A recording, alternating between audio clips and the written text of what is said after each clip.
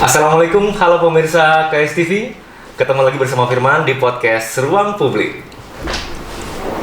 Baik, kali ini saya bersama dengan Bapak Nur Hafid, SPTMM. Beliau merupakan Kepala Dinas Perikanan Kabupaten Kediri. Assalamualaikum Pak Nur Hafid. Waalaikumsalam warahmatullahi wabarakatuh. Bagaimana kabarnya Pak Nur Hafid? Alhamdulillah sehat. Alhamdulillah, tetap semangat Pak ya. Semangat.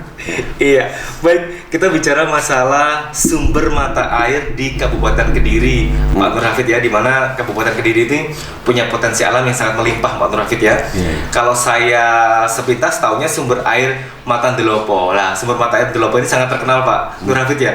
Kalau boleh tahu sumber mata air di Kabupaten Kediri selain sumber mata air Ndelopo di mana saja Pak Nur Hafid? Ya, jadi kita punya sumber itu kan ada 20-an ya. 20 sumber mata air 20 di Kabupaten Kediri. Jadi ada di Ndelopo, ada di Pagu, ada di Ngundi, ada di Wates, Tawang itu ya. Jadi masih banyak. Berarti Kabupaten Kediri ini punya banyak sekali sumber mata air Pak Nur Hafid ya. Baik, kalau bicara masalah sumber mata air, sekarang banyak difungsikan sebagai objek wisata. Ini bagaimana Pak Nur Hafid?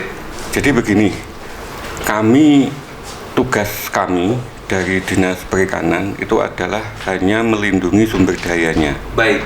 Karena kita punya peraturan daerah nomor 4 tahun 2014. Baik. Itu adalah untuk melindungi. Jadi kewenangan saya adalah untuk melindungi habitat yang ada di situ. Jadi misalkan kalau di sumber itu kan harus ada ikan, ya. Lah ikannya itu yang kita lindungi. Baik. Baik di sungai, di sumber, di genangan dan sebagainya itu adalah kewenangan kita. Kemudian tugas kami itu adalah untuk pembinaan. Ya, jadi pembinaan artinya sumber tersebut itu harus dipelihara ekosistemnya, habitatnya supaya ikan ini tidak punah. Baik. Fokus dari Dinas Perikanan Kabupaten Kediri adalah habitat dari sumber mata air tersebut ya. Kalau untuk pariwisata itu lain lagi nanti. Baik. Ya.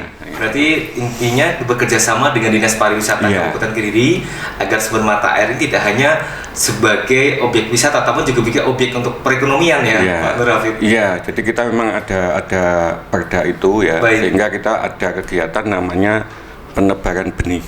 Baik, penebaran benih di tempat-tempat seperti itu. Itu dilakukan setiap minggu atau bagaimana? Kita setahun itu ada 5 paket. Setahun ada 5 paket? 5 paket di situ. Sehingga satu sumber itu biasanya ada 30.000 ekor ikan. Wah, kita sebar di situ. Cuman saat ini kalau dulu kan kita nyebar benih ke sungai dan sebagainya itu kan bisa ya. Cuma untuk saat ini itu kita dibatasi oleh aturan. Aturannya harus kalau kita memberikan sesuatu itu harus ada penerima.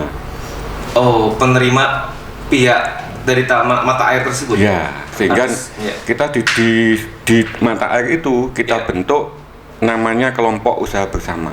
Kelompok usaha bersama. Nanti kita berikan pada KUB itu ya, kemudian dipelihara di situ. Baik, Dinas Perikanan harus bekerjasama dengan KUB tersebut. Nanti diserah terima untuk penyerahan benih tersebut. Baik, luar biasa. Berarti salah satu menggerakkan ekonomi masyarakat sekitar. Baik Pak Nur Hafid, bicara masalah mengelola kebersihan, karena saya sempat ke sumber mata air karena banyak buat tempat makan, terus juga ada karaokeannya, bahkan menurut saya ini keren banget, ada sumber mata air di Ndelopo ini, ada buat kuliner, ada karaokeannya sehingga bisa lihat juga mata air sama ikan-ikan. Namun ada juga kebersihannya kurang nih Pak. Ini bagaimana untuk mengatasi masalah kebersihan Pak? Jadi kami selalu menanamkan ya, artinya dalam hal di sumber itu ya, itu kan di situ ada habitat, otomatis kebersihan lingkungan itu juga diperlukan. Nah, kita kerjasama dengan tadi pengelolanya tadi, namanya KUB tadi. Baik. Sehingga itu nanti bisa memberikan solusi kepada pedagang-pedagang yang ada di situ. Berarti terus dilakukan evaluasi juga ibaratnya pembelajaran untuk mereka untuk menjaga kebersihannya Pak Rafid ya. Terutama para pengunjung mungkin ya. Para pengunjung. Seenaknya sendiri kita sebagai pengelola sudah berusaha untuk membersihkan, namun pengunjungnya habis makan buang sana buang sini, nanti nggak ada habis-habisnya. Baik Pak Nur Hafid, kalau masalah kelestarian, nah karena banyak pengunjung ya di sumber mata air, sehingga mereka bisa membuang sampah sembarang tempat. Ini bisa nggak sih mempengaruhi tentang ikan yang ada di sumber mata air sehingga jadi ekosistemnya terganggu? Ini bagaimana cara mengatasinya? Jadi memang kita selalu setelah memberi bantuan benih kepada perairan itu ya, kita selalu ada masang himbauan bahwa kita harus menjaga kebersihan ya. Yang kedua, sesuai dengan Perda, ikan itu tidak boleh dipanen dengan cara bahan kimia atau dengan listrik atau apapun ya, nggak boleh. Bisanya adalah dipancing. Baik. Boleh kalau dipancing. Kita selalu ada himbauan begitu ya di situ. Dari himbauan dari Dinas Perikanan Kabupaten Kediri dengan memancing ya. Dengan memancing bisa. Salah satu objek wisata juga memancing di sumber mata air Pak Nur. Karena kalau kita pakai racun itu nanti habis semua. Ya. Baik. Pakai peledak itu habis semua. Bahkan di sungai-sungai berantas itu sebenarnya tidak bisa. Jadi di Perda itu dicantum di situ, kalau mencari ikan dengan menggunakan bahan beracun atau listrik, peledak atau apa namanya ini ya, pakai strom itu ya, itu ada ancaman hukumannya 3 bulan. Sampai 3 bulan ya 3 bulan sama atau denda 50 juta. Wah, dendanya itu lumayan besar ya. Bisa dicatat oleh para pemirsa di mana denda memanfaatkan tenaga listrik dan ledakan untuk panen ikan atau memanen ikan itu bisa didenda sampai 50 juta. Ya, karena itu memang untuk pelestarian ya. Kita tahu kali berantas kita itu ikannya kan semakin lama semakin habis. Semakin berkurang. Ya. Kita cari ikan kalau dulu rengke atau apa itu kan sekarang sudah semakin langka. Mancing cuma berapa menit udah dapat, sekarang mancingnya harus 1 hari penuh gitu ya. Sampai ngelamun itu ya. Baik. Oke, Pak Nur Hafid, bicara masalah pengelolaan kebersihan sudah, sekarang kita ke pemberdayaan UMKM ya. Bagaimana langkah dari Dinas Perikanan? Apakah berkorelasi atau bekerja sama dengan Dinas Pariwisata, Dinas Koperasi dan Perindustrian untuk saling bersinergi membangkitkan UMKM? Ya, jadi kami punya UMKM yang memproduksi olahan ikan. Baik. Ya. Itu ada 36 UKM. 36 ya, itu sudah menghasilkan 80 produk olahan ikan. Wow, 80 produk olahan ikan ini apa saja contohnya Pak Nur Hafid? Ada sate lele. Sate lele, wow. Ada sosis lele. Sosis dari ikan lele ya Pak ya? Ada sempol lele. Sempol lele, baik. Ada dawet lele. Wah, dawet lele Pak, gimana Pak dawet lele itu Pak? Dawet lele itu di Pelosok Klaten. Di Pelosok Klaten. Pelosok Klaten itu sudah ada. Kapan itu kan dipakai mendapat rekor muri. Wow, rekor muri ya Pak. Dawet lele. Kemudian ada juga kemarin barusan juga ada yang kita ngadakan pelatihan itu kebab lele. Wah, kebab lele Pak ya. Sehingga kita itu ingin masyarakat itu makan ikan itu tidak hanya ikan saja, tapi divariasi. Karena ada anak-anak kita itu kan makan ikan kan kadang-kadang jijik dan sebagainya. Sehingga untuk memasuki biar dia suka makan ikan itu kita variasikan produk-produk. Luar biasa dari Dinas Perikanan Kabupaten Kediri di mana mengolah ikan untuk bahan-bahan olahan yang menarik ya. Yang menarik. Baik, seperti tadi ada sempol, ada sate. Selain lele, ikan apa lagi yang diolah Pak Nur Hafid? Kita kalau olahan itu yang paling banyak lele. Paling mudah lele Pak? Karena produk kita yang paling besar itu adalah memang lele.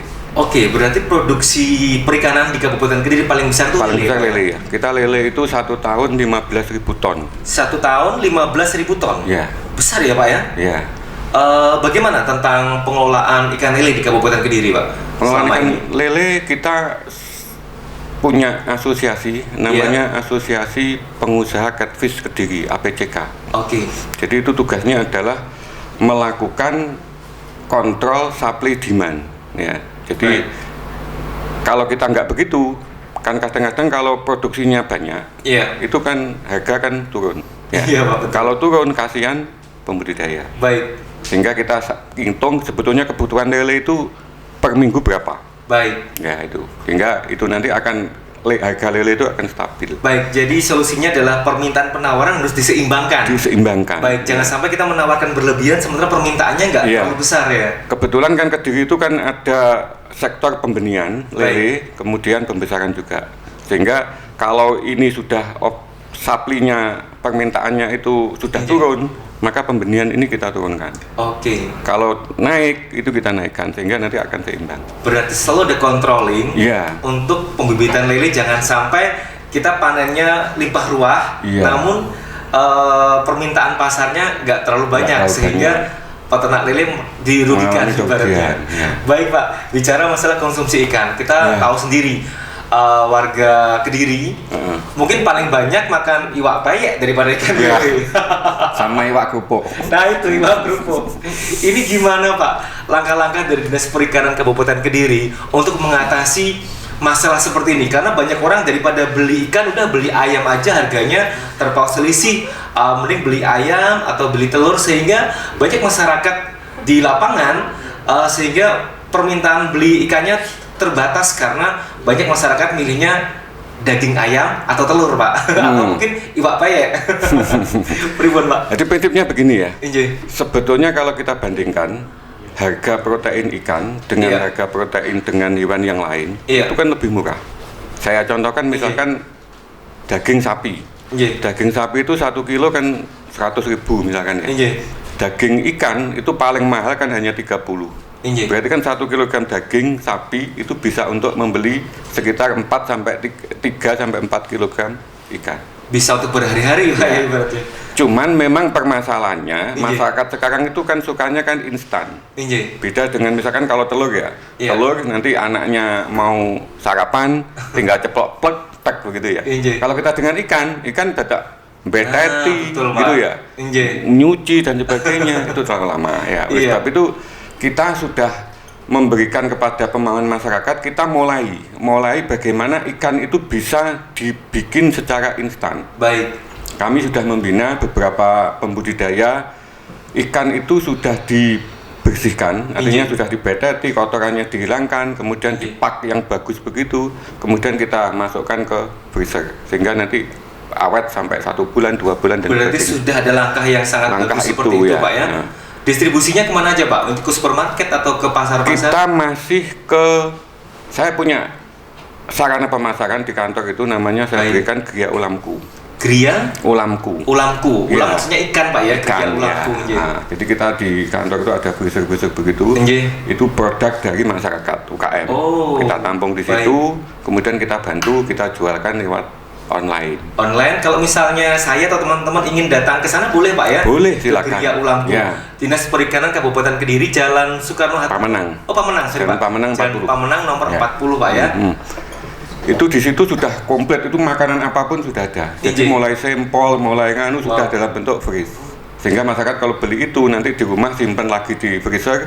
Begitu anaknya nanti pagi mau sekolah, sarapan tinggal goreng aja. Nah pemirsa sekarang memanfaatkan ikan tuh nggak ribet, yang nggak mau ribet langsung aja beli itu olahan berbentuk freezer, itu bisa beli di Dinas Perikanan Kabupaten Kediri, Jalan Pamenang nomor berapa Pak tadi? 40. Nomor 40. Baik. Atau nanti akses di akun IG Instagramnya Pak? Kediri Makan Ikan. Kediri makan ikan Pak ya. Baik, berarti Kediri Makan Ikan, ketemu Instagramnya ya. Baik. Nanti saya coba follow juga nih Kediri Makan Ikan. Monggo. Baik. Jadi, karena kita tahu Kabupaten Kediri itu konsumsi ikannya masih digolong rendah. Masih rendah Pak ya, baik. Sekitar 21 kg per kapita. Padahal tingkat nasionalnya berapa Pak? Tingkat nasionalnya sudah 50-an. Lumayan separuh lebih nggak nyampe Pak ya? Provinsi itu sudah 35-an.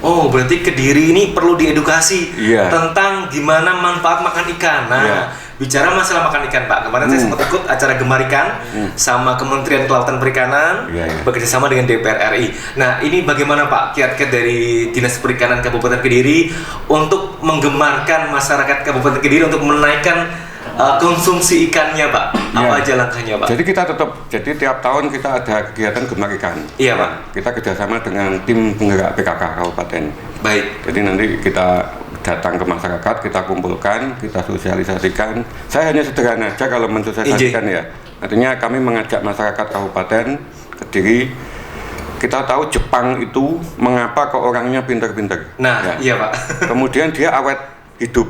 Awet muda juga Pak. Iya. Cantik-cantik, cakep-cakep Pak. Cakep-cakep kan begitu ya. Iya. Sehingga di dunia ini masa hidup yang paling tinggi kan Jepang. Iya di Jepang Pak. Ternyata rahasianya konsumsi ikannya dia sudah 100 kg per kapita per tahun. Wow, itu jauh sekali sama Kediri yang masih 21 kg.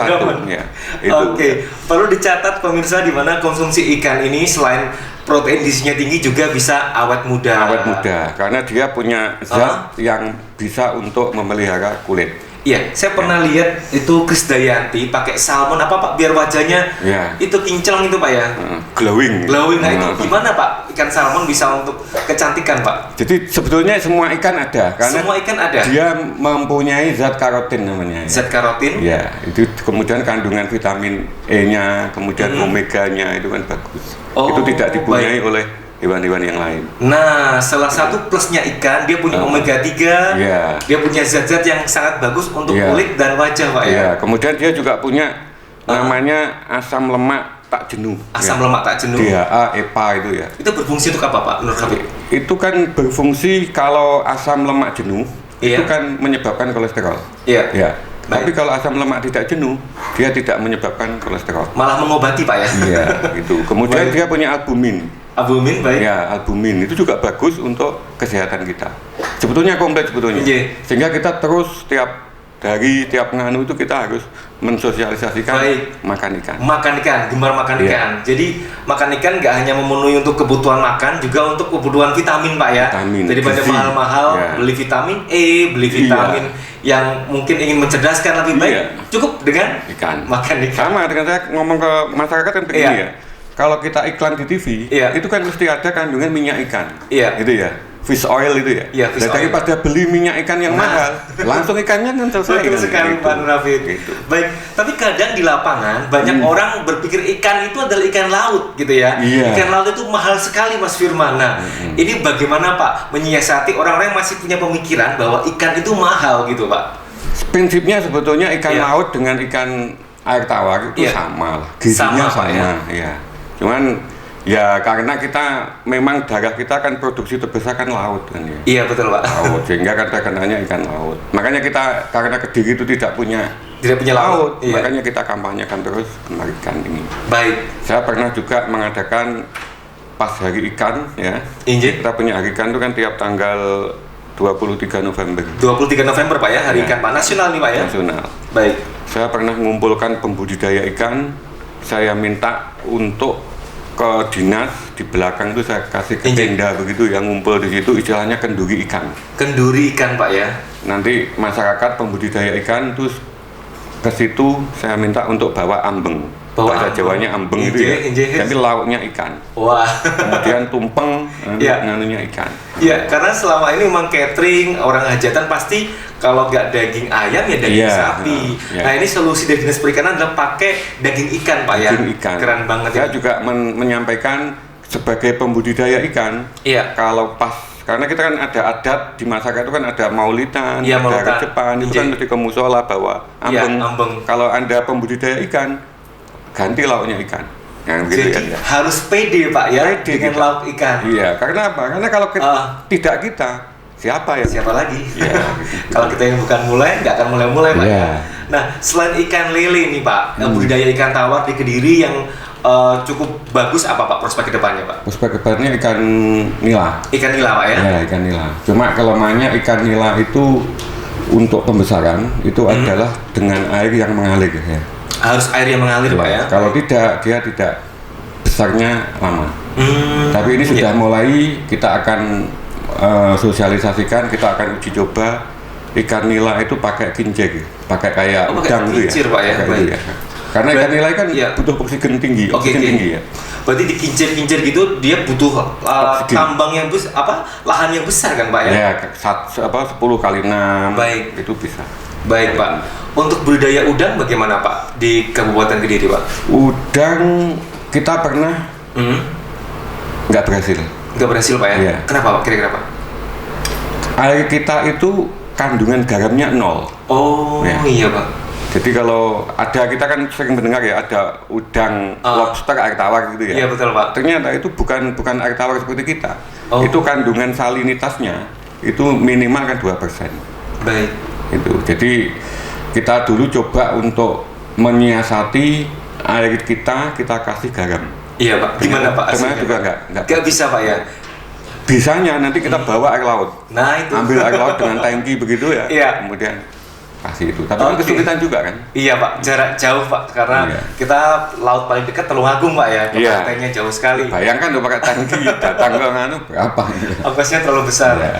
Baik, jadi memang untuk udang sama lobster kita cukup berat karena kandungan air kita garamnya itu 0 Pak. Tidak ada 1% tapi 0 Pak ya. Oke, baik.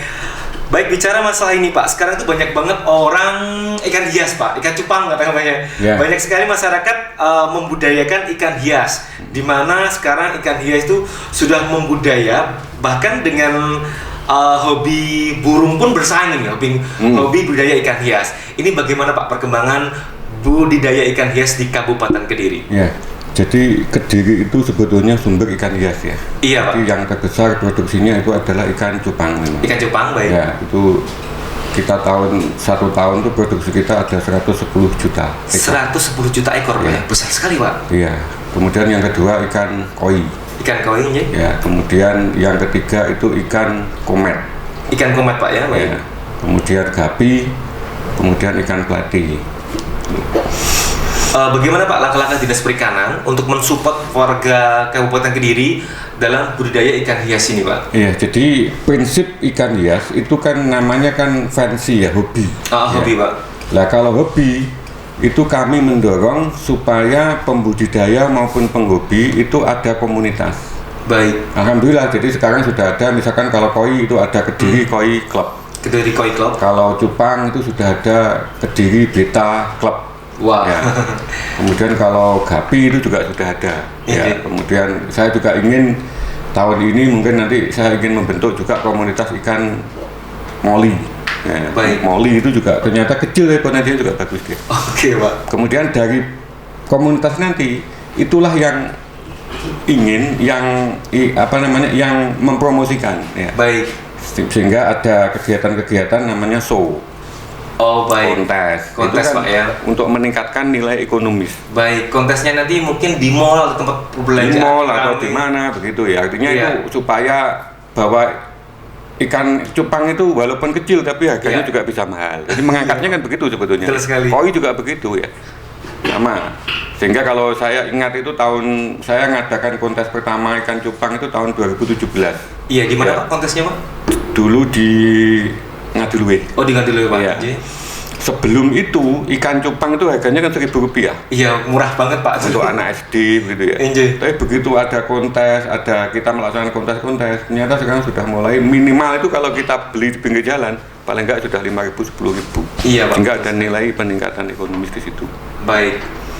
Sekarang banyak sekali Pak ikan hias yang dijual hampir ada 100.000 Pak ya. Iya. Itu bagaimana sih Pak Dinas Perikanan mengkontrol agar harga ikan hiasnya ini tidak berlebihan sehingga tidak merugikan masyarakat kalau sampai nilainya ini sangat berlebihan? Bukan, jadi begini ya.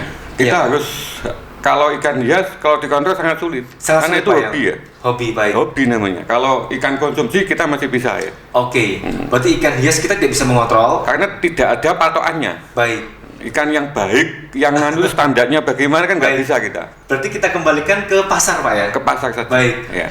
Berarti ikan hias sekarang tetap jalan aja. Ya. Sekarang mekanisme harga biar pasar yang menentukan. Iya, cuman kan kita memberikan pembinaan kepada pembudidaya.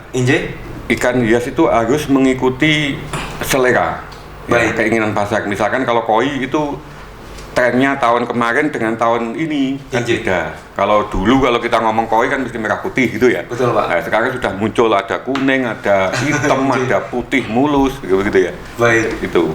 Sehingga nanti harus mengikuti itu dengan cara apa? Dengan cara perkawinan. Baik. Ya, gitu.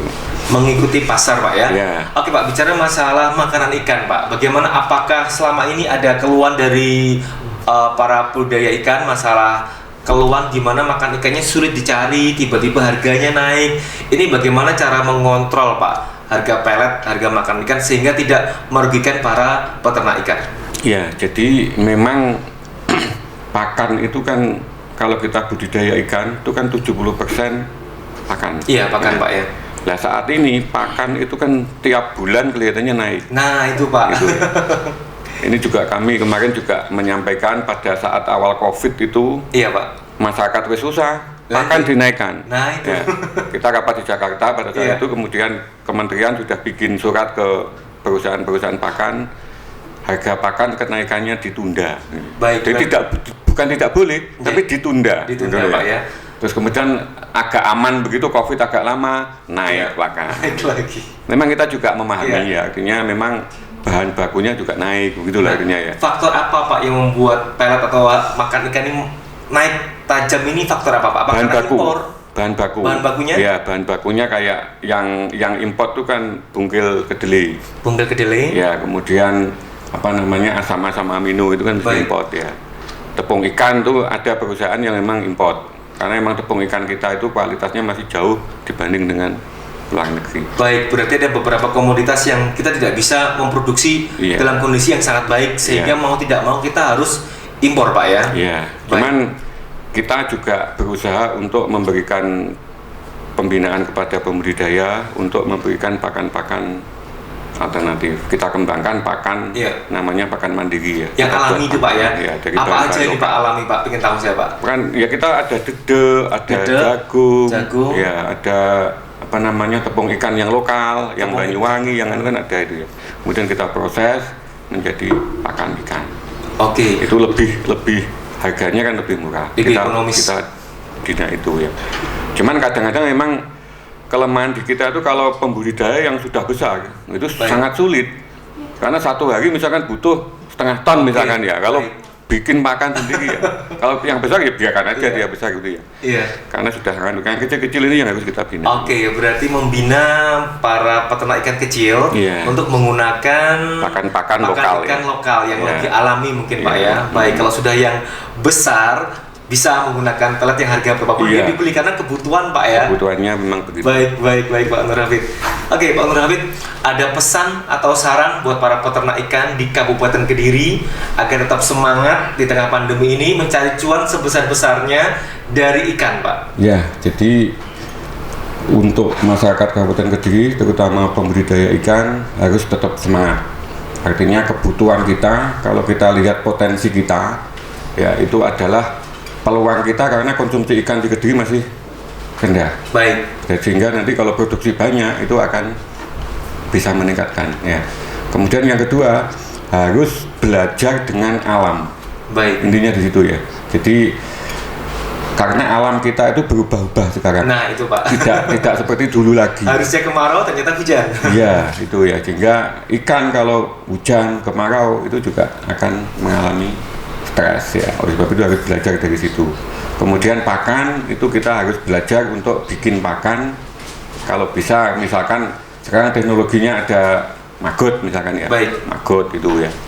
Kemudian untuk ikan hias yang pertama yang harus dilakukan itu adalah harus bikin komunitas ya. Baik. Kemudian karena ini sudah medsos sudah tinggi, Pak. Jadi harus melalui medsos, Instagram, Facebook dan sebagainya. Itu. Baik Pak Nur Hafid, satu terakhir aja kita semangati para pemirsa untuk gemar makan ikan. Satu kalimat Pak, ya Pak. Ikan adalah murah, ya. Gizinya tinggi, dia tidak punya kandungan gizi yang tidak dipunyai oleh ternak lain. Ayo kita makan ikan. Ayo kita makan ikan. Baik Pak Nur Hafid, terima kasih rawanya di KSTV. Kita ketemu di program berikutnya.